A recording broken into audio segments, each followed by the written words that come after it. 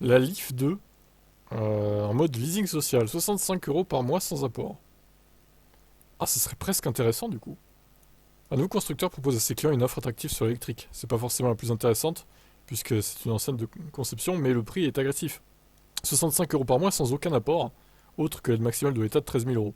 Le contrat est une loi de 37 mois et 37 500 km, donc ce qui fait 1000 km par mois environ. C'est pas mal, hein.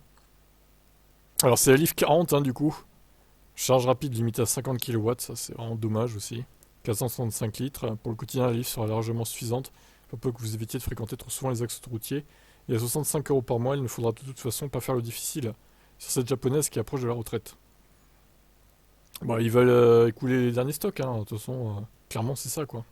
Donc éligibilité, être majeur et pouvoir justifier d'un domicile en France, appartenir à un foyer fiscal disposant d'un revenu fiscal de référence par part inférieur à 15 400 €, habiter à plus de 15 km de son lieu de travail, et utiliser sa voiture pour s'y rendre ou effectuer plus de 8000 km par an. Rappelons que les enfants comptent dans le calcul du revenu fiscal de référence. Le calcul du RFR individuel devient de plus en plus intéressant.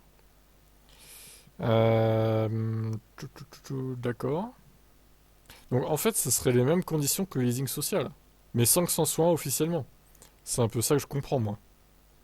Parce que normalement, la Leaf n'a pas le droit, elle est produite au Japon, donc elle n'a pas le droit d'avoir le bonus, quoi. Enfin, je veux dire.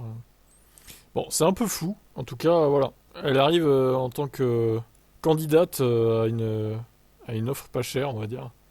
Bon, après, voilà, c'est comme la Mégane E-Tech de 40 kWh qui est présente dans le leasing social. Bon, la Leaf est quand même beaucoup moins chère que la Mégane E-Tech 40, pour une autonomie assez similaire au final. Donc bon, elle est pas si mal placée que ça. Mais comme ils ont dit, oui, c'est une conception assez ancienne, donc bon. Après, à voir, selon les besoins de chacun, ça peut être quand même une alternative intéressante à ce prix-là. C'est vrai. Qu'en pensez-vous?